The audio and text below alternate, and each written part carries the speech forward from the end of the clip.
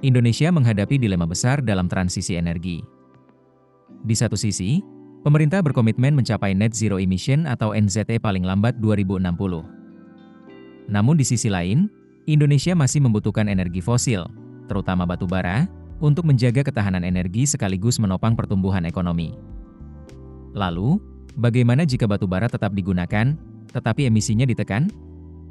Pemerintah melihat teknologi carbon capture, utilization and storage atau CCUS sebagai salah satu jawabannya.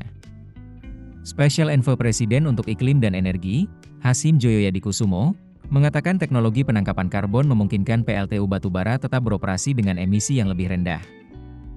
Dengan begitu, transisi energi tidak harus berarti menghentikan pemanfaatan batubara secara cepat.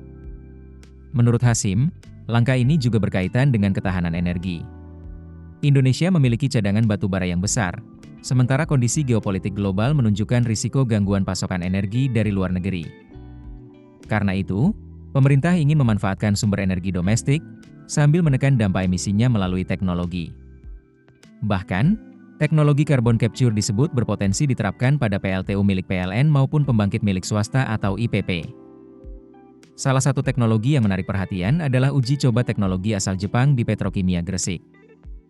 Teknologi tersebut diklaim mampu menangkap hingga 90–95% emisi karbon. Menariknya, proses ini tidak hanya menghasilkan karbon yang tertangkap. Ada produk samping berupa soda ash, komoditas yang selama ini masih banyak diimpor Indonesia. Peluang lainnya datang dari industri migas. Karbon dioksida yang selama ini dianggap sebagai beban bahkan berpotensi diubah menjadi aset ekonomi.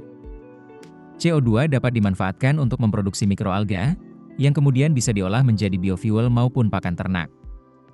Artinya, karbon yang sebelumnya dianggap sebagai liabilitas berpotensi menjadi bahan baku bernilai ekonomi. Namun, CCUS tentu bukan solusi tanpa tantangan. Teknologi ini membutuhkan investasi besar, pengembangan teknologi, serta infrastruktur agar dapat diterapkan secara luas.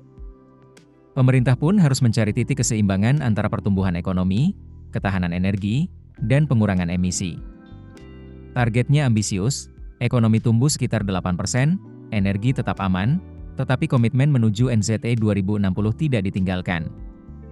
Pertanyaannya, bisakah teknologi CCUS menjadi jembatan antara kebutuhan mempertahankan batubara dan ambisi Indonesia menuju ekonomi rendah karbon? Download aplikasi Kontan sekarang di App Store atau Play Store.